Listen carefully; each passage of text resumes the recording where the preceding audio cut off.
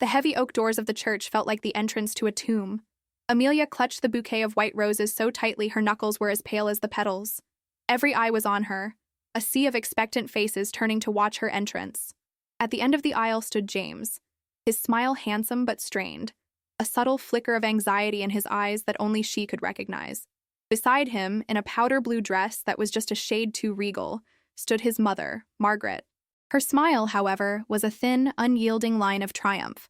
It was the same smile she'd worn for the past 6 months, a look that said, "I have won." Amelia took her first step, the organ music swelling around her, meant to sound joyous but feeling oppressive, like a wave threatening to pull her under. Her own mother squeezed her arm gently before letting go, her eyes filled with a mixture of pride and concern. "You look beautiful, darling," she whispered. But Amelia didn't feel beautiful. She felt like a fraud, a carefully dressed doll being placed in a dollhouse where she didn't belong. The feeling had been building for months. It started with small things. Margaret insisting on a specific type of lace for the dress, one that was a family tradition, despite Amelia preferring something simpler. It continued with the guest list, where Margaret had vetoed some of Amelia's closest friends in favor of distant relatives and business associates of her late husband.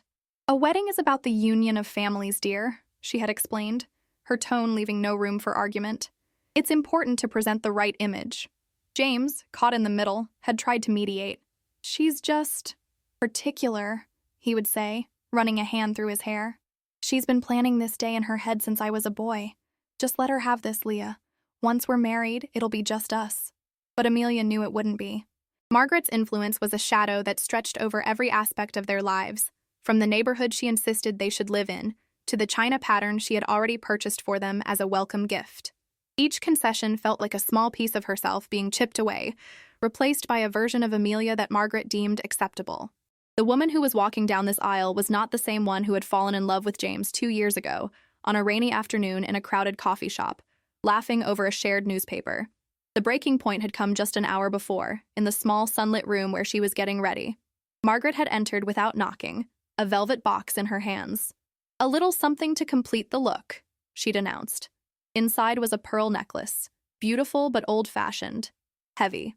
"It's lovely, Margaret, but I was planning on wearing the necklace my grandmother gave me," Amelia said, gesturing to the delicate silver chain on her dresser. Margaret's smile tightened. "This was my mother's," she said, her voice dropping to a conspiratorial whisper. "She wore it at her wedding. I wore it at mine. It's for the bride of the family." She unclasped the necklace. As she moved to place it around Amelia's neck, Amelia instinctively took a step back. "Thank you, but no," Amelia said, her voice firmer than she expected. "I'll wear my own." For a moment, the mask of the gracious matriarch slipped. Margaret's eyes grew cold. "You are a stubborn girl," she hissed. "But you will learn. James is my son. This is my family. You will do what is expected." The words echoed in Amelia's mind as she reached the halfway point of the aisle. She looked at James, who was now watching her with a pleading expression. He saw the conflict on her face. He knew.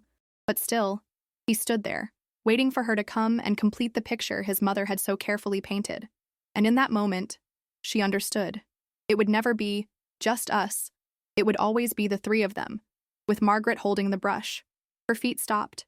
The organist, sensing the pause, faltered for a moment, the music stuttering. A confused murmur rippled through the guests. James took a half step forward, his mouth forming her name. "Leah!" Amelia looked past him, directly at Margaret. The triumphant smile was gone, replaced by a look of disbelief, which quickly hardened into fury. She took a deep breath, the scent of roses and old incense filling her lungs. Then she turned. She began walking back up the aisle, her steps measured and deliberate. The murmurs grew into gasps. Her father, looking utterly bewildered, stood up from his seat. "Amelia, what's wrong?" She didn't answer. She couldn't. Her focus was on the heavy oak doors, the gateway to her freedom. As she passed the last pew, Margaret's voice cut through the air, sharp and venomous, for only her to hear. "You'll never belong in this family," she seethed. Amelia paused at the threshold, her back still to them. She didn't turn around. She didn't need to see the hatred on Margaret's face.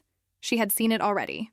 Without a word, she pushed the door open and stepped out into the blinding sunlight, leaving the suffocating silence and a carefully placed envelope on the guest book table behind her. An envelope that would ruin far more than just a speech. The silence that fell in the church was heavier than the oak doors themselves. It was a vacuum, sucking the air out of the room, leaving only the faint, sweet smell of roses and the lingering ghost of organ music. For a moment, no one moved. They were a congregation frozen in a tableau of shock. James stood at the altar, his face a canvas of disbelief. "Leah!" He finally choked out, the name barely a whisper. He made a move to follow her, a desperate lurch forward, but a hand like a vice gripped his arm. "Do not make a further spectacle," Margaret hissed, her voice dangerously low. Her face was pale with rage, but her eyes were already calculating, scanning the crowd, assessing the damage. "Stay here. We will handle this with dignity." "Dignity?" James wrenched his arm free, his voice rising. "She's gone! Amelia is gone!" "She has made her choice," Margaret said, straightening her spine. She turned her attention from her son to the stunned guests, her expression shifting with practiced ease from fury to a pained, dignified sorrow. She was already crafting the new narrative, the runaway bride, the unstable girl who couldn't handle the pressure. As she prepared to address the audience, to smooth over this appalling crack in her perfect world, a different kind of movement rippled through the pews. Amelia's mother, Eleanor, was making her way toward the exit, her face etched with worry. Her husband followed, his hand on her back. At the guest book table near the door, Eleanor paused. A single, crisp white envelope sat conspicuously on the polished wood. It wasn't there before. Addressed in Amelia's elegant script were 2 words: "For James."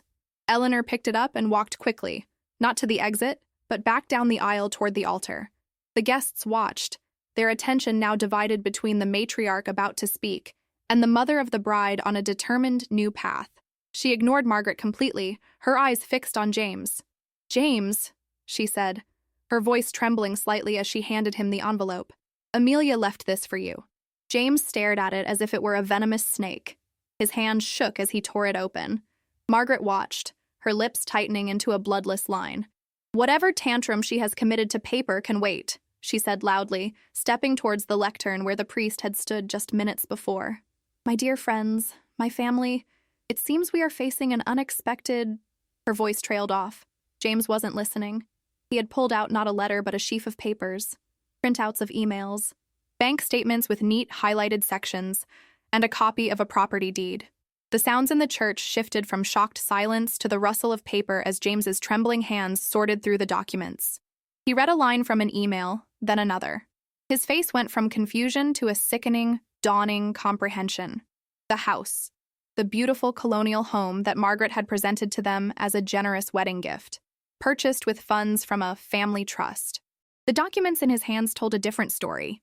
They showed withdrawals from the inheritance his father had left solely to him, an inheritance Margaret managed as his trustee, and had always told him wouldn't be accessible until he was 30. The emails were between Margaret and her financial advisor, discussing the liquidation of stocks, and the deed to the house, the one he and Amelia were supposed to build their lives in, was solely in one name, Margaret Sterling. He looked up from the papers, his eyes finding his mother's. She had been about to deliver a speech painting Amelia as the villain, the unstable element that had shattered their perfect day. But the evidence in his hands revealed the truth. "What is this?" James asked, his voice quiet but carrying across the silent church with devastating clarity. He held up the deed. "The house. It's in your name. You used my father's money. You lied to me." Every guest heard it. Every eye swung from James to Margaret. The mask of dignified sorrow shattered, replaced by raw, cornered panic. The blood drained from her face, leaving her looking haggard and old. The carefully constructed image of the benevolent, traditional matriarch, the family's unshakable foundation, crumbled to dust in a single, heart-stopping moment. Her speech was ruined. Her reputation was in ashes. All she could do was stare at her son, her mouth opening and closing silently, like a fish gasping for air. The real spectacle had just begun. For a moment, the world seemed to tilt on its axis. The stained glass windows depicting serene, beatific saints looked down upon a scene of raw, human ugliness. Margaret stood frozen, exposed under the weight of 100 pairs of eyes. The power she had wielded so effortlessly for decades, the currency of social standing and perceived authority, evaporated in the space of a single heartbeat. "A misunderstanding," she finally managed to say, her voice a brittle whisper that she tried to force into a confident boom. "This is a malicious lie, a fantasy cooked up by a girl too cowardly to go through with her vows." She took a step toward James, her hands outstretched, attempting a gesture of maternal comfort that now looked predatory. James, darling, think. Who has always been there for you? Who has guided you, protected you? Me. Or the girl who just abandoned you at the altar? It was a desperate, calculated gamble, an appeal to a lifetime of carefully conditioned loyalty. For his entire life, it had worked. But the pages in his hand were a different kind of truth, one that couldn't be manipulated by a soft tone or a guilt-laden question. You call this protection? James's voice cracked, a sound of pure disillusionment. He shook the papers at her, his whole body trembling with a rage he'd never felt before. You used my inheritance, the money Dad left for me, to buy a house in your name. You were going to let me live in it, thinking it was mine, like a child being allowed to play with his mother's toys. It wasn't a gift, it was a leash. The word leash hung in the air, ugly and undeniable. It recontextualized everything. Every piece of advice that was actually a command, every gift that was actually a debt, every act of love that was actually an act of control. From the front pew, Amelia's father stood up. He was a quiet man, a retired accountant who had always been intimidated by Margaret's forceful personality. But now, seeing the proof of financial malfeasance, a language he understood better than anyone, and the utter devastation on James's face, his timidity vanished. Margaret, he said, his voice steady and clear, I think you owe your son, and all of us, the truth. Did you misappropriate James's trust fund? The direct question, so devoid of emotion and full of factual demand, was the final blow. Margaret stumbled back, her hand flying to her chest. The facade of the wronged matriarch was gone. All that remained was a thief, caught in the act. She looked around wildly, at the faces of her friends, her business contacts, the pillars of the community she had worked so hard to dominate. She saw no sympathy, only varying degrees of shock, contempt, and a chilling, delicious scandal unfolding before their very eyes. Her social life, the very oxygen she breathed, was turning to poison. She didn't answer. She couldn't. With a strangled sob, Margaret turned and fled, not through the main doors, but through a small side entrance near the altar, the priest's private door, a final, desperate escape from the public humiliation she had so meticulously engineered for Amelia. The church was left in the aftermath. James sank onto the steps of the altar, the papers fluttering from his hand, his head in his hands. The perfect wedding had become the perfect catastrophe. Meanwhile, Amelia wasn't running. She was walking. The staccato click of her heels on the pavement was a drumbeat of liberation. She had shed the heavy dress in the back of a waiting taxi, prearranged with her closest friend, Sarah. Now, in simple jeans and a sweater, she felt more herself than she had in months. She wasn't a runaway bride. She was an escapee. The plan had been born of quiet desperation 3 weeks prior. A piece of mail, a financial statement for Margaret, had been mistakenly delivered to the apartment Amelia and James shared. Her name was on the mailbox, so the mistake was understandable. Amelia had been about to leave it on the counter for Margaret, but a line item had caught her eye. A massive wire transfer from a fund she recognized, the Sterling Family Trust, to a title company. The amount was almost exactly the price of the house Margaret had gifted them. A cold seed of suspicion was planted. She photographed the statement before leaving it for Margaret. That night, she called Sarah, a paralegal with a knack for digging. I feel like I'm going crazy, Amelia had whispered into the phone, but something is very, very wrong. It took Sarah 2 weeks. Working through public records and leveraging a few professional contacts, she pieced together the puzzle. The trust, established by James's late father, was indeed solely for James's benefit, with Margaret as the controlling trustee until his 30th birthday. The money for the house had come directly from it, and the deed, filed just last week, was exclusively in Margaret Sterling's name. It was airtight. It was theft, wrapped in the guise of maternal generosity. Seeing the proof laid out on Sarah's dining room table had been both devastating and clarifying. It confirmed that the suffocating feeling she'd had, the sense of being owned, wasn't just pre-wedding jitters. It was real. Margaret wasn't just overbearing. She was deceitful on a fundamental level. Amelia had cried then. She cried for the man she loved, who was so deeply enmeshed in his mother's web that he couldn't see the bars of his own cage. She knew, with a certainty that chilled her to the bone, that if she showed him the proof, he would try to justify it, to smooth it over. He would make excuses for his mother, as he always did, and beg Amelia to simply accept it, for the sake of peace, for the sake of the family. And she knew she could not. To marry him under those circumstances would be to sentence herself to a life of complicity, a life spent pretending she didn't know she was living in a house bought with stolen money, under the thumb of the woman who stole it. So, she made a different plan. A harder plan. She printed everything: the bank statements, the emails Sarah had managed to uncover between Margaret and the financial advisor, the property deed. She put them in an envelope. She would not expose James to this privately, where Margaret could twist the narrative and isolate him. She would give him the truth in the one place Margaret's power was absolute, so he could see for himself what happened when that power was challenged. It was a brutal form of salvation, but it was the only way she could set them both free. As the taxi crossed the city, leaving the opulent neighborhood of the church far behind, Amelia felt the first true, deep breath enter her lungs. There was wreckage behind her, but for the first time in a long time, there was an open road ahead. A quiet dignity was the last thing anyone expected to find in the wreckage of the Sterling wedding, but it appeared in the form of Amelia's father, Robert. He walked calmly to the altar, his footsteps echoing in the cavernous silence. He placed a steady hand on James's shoulder, who was still slumped on the steps, a man hollowed out by betrayal. "Come on, son," Robert said, his voice gentle but firm. He wasn't his son-in-law, not anymore, but in that moment of shared disaster, he was the only father figure James had. "There is nothing for you here." James looked up, his eyes vacant. He allowed Robert to help him to his feet. As they turned to leave, a few of Margaret's remaining relatives, who hadn't fled in shame, made a hesitant move towards him. An aunt started, "James, your mother, she must have had her reasons."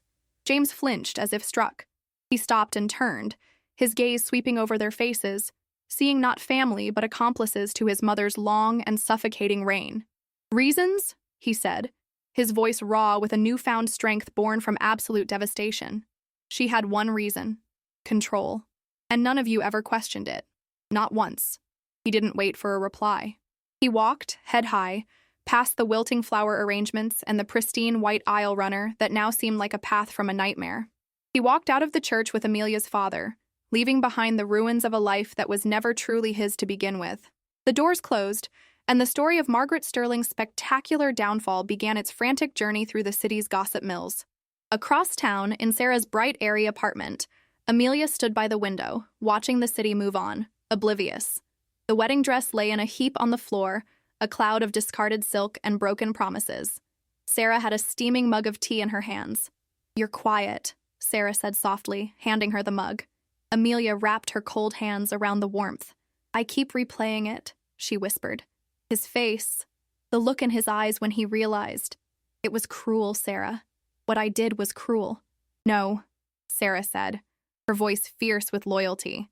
She picked up a printout of the property deed from her coffee table, the catalyst for everything. "This was cruel. What she did to him, what she was prepared to do to you, was cruel. You didn't throw a bomb into their lives, Amelia. You exposed a bomb that was already ticking. You gave him the truth, the kind of truth that hurts like hell, but sets you free. You didn't just save yourself today, you saved him too." Amelia looked at her friend, tears welling in her eyes, not of regret, but of gratitude and a painful dawning acceptance. She had lost a future, but she had reclaimed herself, 3 months later. The fallout had been swift and brutal.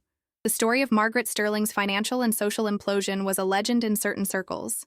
An anonymous tip, likely from one of the wedding guests who had seen the documents firsthand, had triggered a formal investigation into her management of her late husband's estate. Forensic accountants, creatures Margaret had only ever thought of as tools for her own benefit, were now dissecting her life's work. They found years of carefully concealed misappropriations, small at first, then growing bolder. The house was just the latest, most arrogant example. She was facing lawsuits, federal inquiries, and a complete and total exile from the society she had sacrificed everything to command. James had cut off all contact.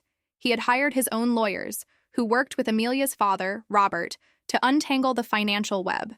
He had recovered what was left of his inheritance and had immediately put the colonial leash house on the market. He had started therapy, painful sessions where he was forced to re-examine his entire childhood and confront the reality that his mother's love had always been a form of currency, traded for obedience. Amelia had moved into a small apartment of her own on the other side of town. She had her old job back, finding comfort in the familiar rhythms of work. She had moments of sadness, ghosts of the man she had loved, the future she had imagined. But they were fleeting, replaced by a profound and growing sense of peace. For the first time, her life was entirely her own. One crisp autumn afternoon, her phone buzzed with a number she didn't recognize. Her heart stuttered when she answered. "Leah?" It was James. His voice was different. Quieter, steadier. "I was wondering if you'd be willing to meet, for coffee. There's something I need to say." They met at a small, anonymous cafe, a world away from the grand venues that had defined their past. He looked thinner, but his eyes were clear. The haunted, pleading look was gone, replaced by a somber maturity. He didn't waste time with small talk. "I wanted to say thank you," he began, his gaze direct and unflinching. "And I wanted to apologize. Not for her. There are no apologies for what she did. I'm sorry for my part, for being weak, for being so blind that I couldn't see the cage I was in, and that I was trying to pull you into it with me." He took a breath. "When I saw those papers, it was like my whole life was a lie. But you knew. You saw it, and you were strong enough to do what I couldn't. Leaving the way you did. It was the kindest possible cruelty, Amelia. It was the only way I would have ever seen the truth. You gave me my life back." Tears streamed silently down Amelia's face as she listened. It was the validation she never knew she needed. It was the closure she never thought she'd get. "And you, James," she said, her voice thick with emotion. "You took that truth, and you freed yourself." They sat in silence for a moment, the chasm of the past 3 months between them, but bridged by a new, bittersweet understanding. They talked for another hour, not as ex-lovers, but as two survivors of the same shipwreck, comparing notes on how they had learned to swim. When they parted ways on the busy sidewalk, there was no hug, no lingering touch, just a simple nod of mutual respect. "Goodbye, Leah," he said. "Goodbye, James," she replied. As Amelia walked away, the autumn sun warm on her face, she didn't look back. She was moving toward a future she would build with her own hands, financed by her own work, defined by her own choices. The venomous words of her would-be mother-in-law echoed faintly in her memory. "You'll never belong in this family." A small, genuine smile touched Amelia's lips. Sarah was right. It wasn't a curse. It was a promise. And it was the greatest gift she had ever received. If Amelia's story of courage and truth resonated with you, please share it with someone who needs a reminder that it's never too late to choose your own path.